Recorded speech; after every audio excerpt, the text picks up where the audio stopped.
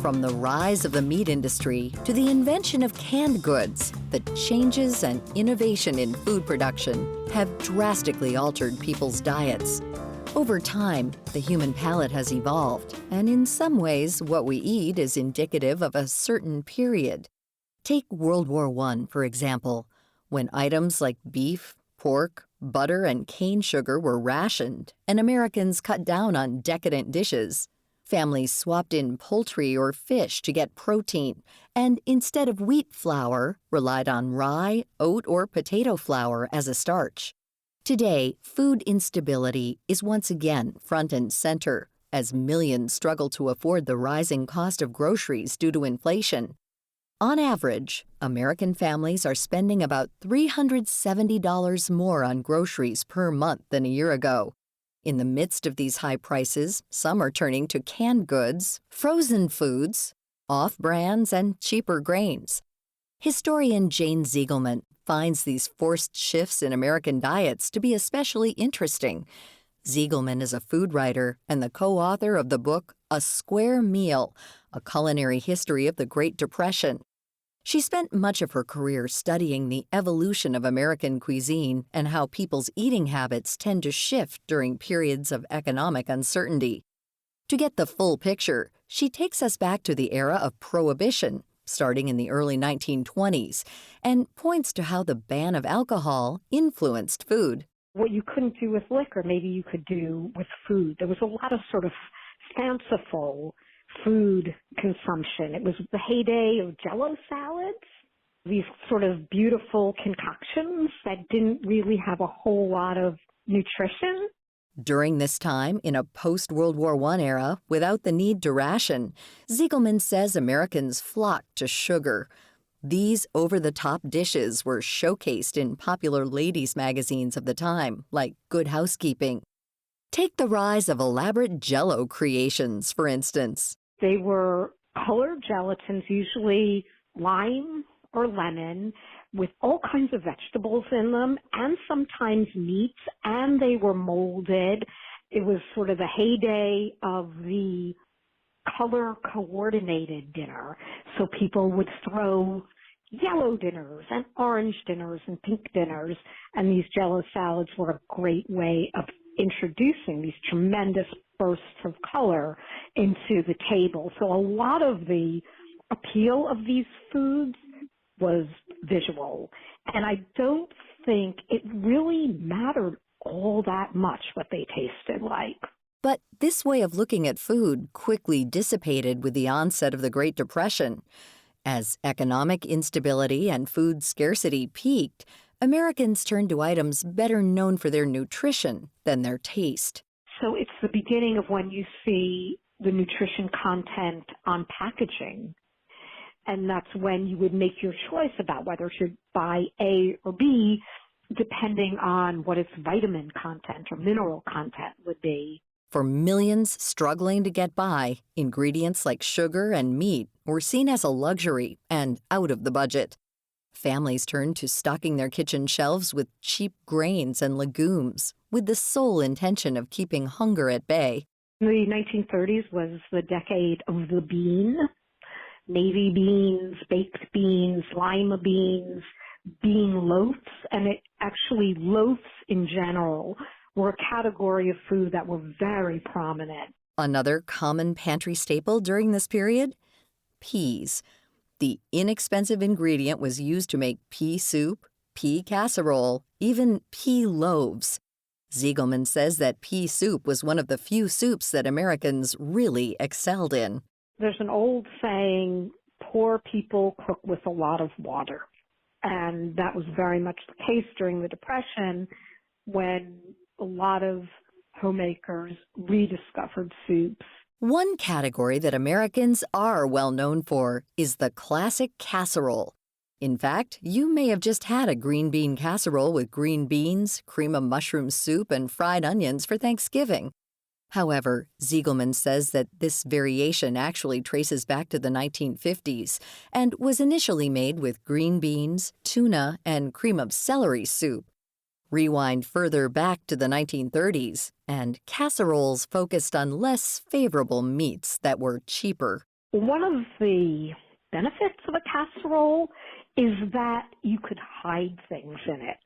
And something that Americans didn't like at the time and really don't like still are things like heart and liver and kidneys and sweetbreads and all of these sort of organ meats and extremities.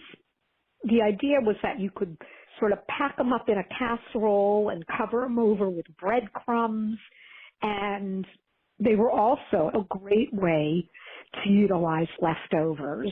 It was also a really good way to cut down on dishwashing time for exhausted homemakers who maybe were working for the first time in their lives and doing homemaking duty. So it had all of these advantages. You know, it's the one dish meal. And some casseroles also included noodles, but in combinations many today would find surprising. Ziegelman recalls a magazine recipe that outlined how to make a macaroni and oyster casserole, in which canned oysters were placed on the bottom of the dish and tender macaroni covered the top. But the pasta of the past wasn't like how we cook it nowadays. There was no concept of firm pasta or al dente. Instead, many recipes on the back of pasta boxes said to boil for a whopping 30 minutes. On top of overcooking items, many Americans preferred mild flavorings.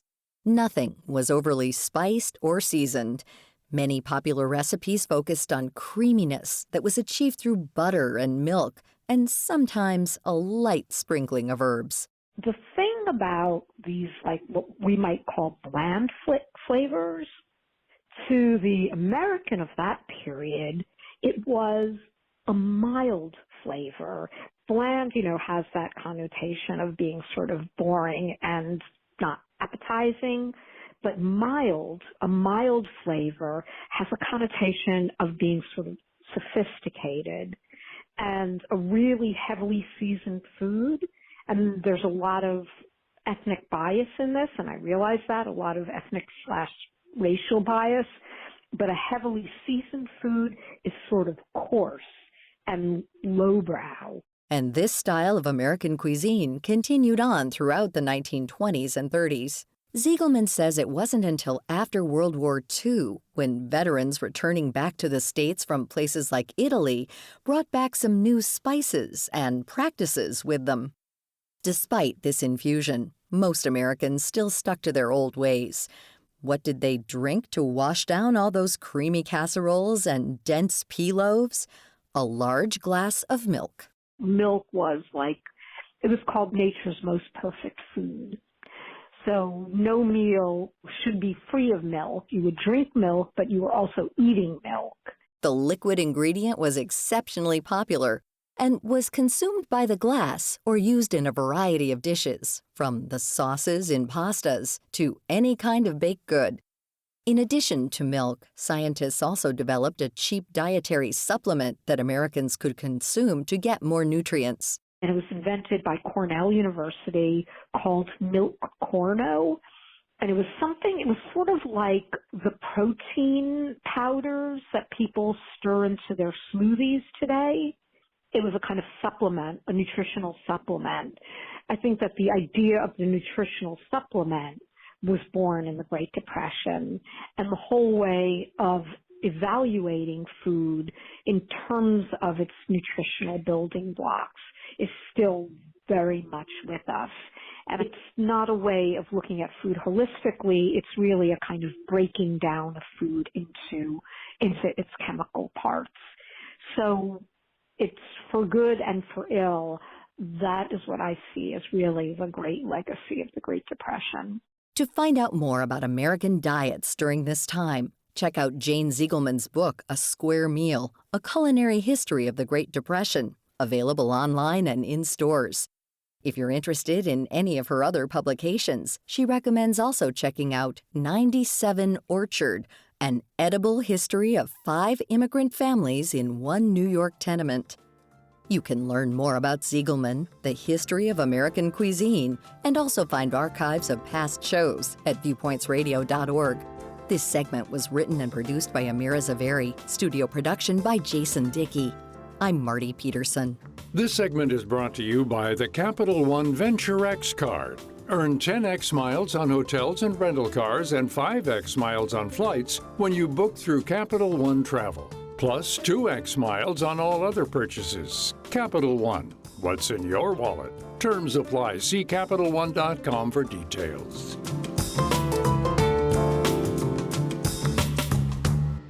Coming up next week.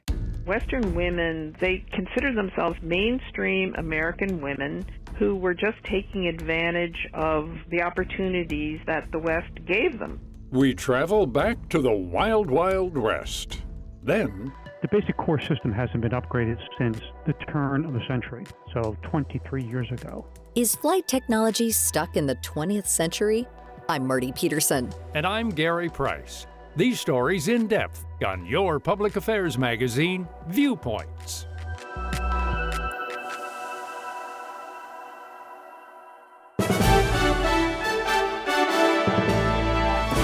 And that's Viewpoints for this week.